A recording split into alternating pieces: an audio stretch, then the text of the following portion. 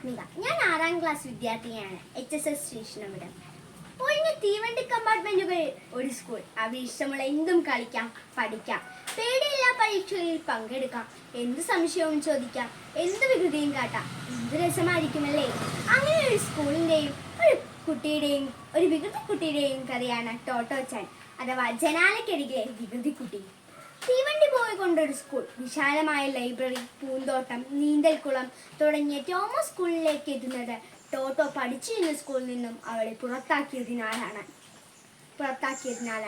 സങ്കടവും സന്തോഷവും വായനക്കാരന് പ്രദാനം ചെയ്യുന്ന ഈ കഥയിലെ പ്രധാന കഥാപാത്രമാണ് കൊബയാഷി മാസ്റ്റർ. ഈ കഥയിൽ എനിക്കിഷ്ടപ്പെട്ട ഭാഗം ഇതാണ്.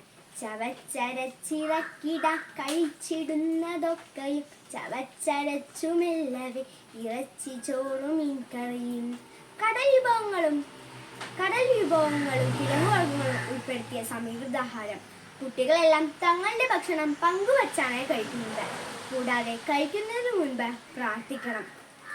ഈ കഥ വളരെ രസകരമായ രീതിയിലാണ് അവതരിപ്പിച്ചിരിക്കുന്നത്. കൂട്ടുകാരെല്ലാവരും മറക്കാതെ വായിക്കണേ.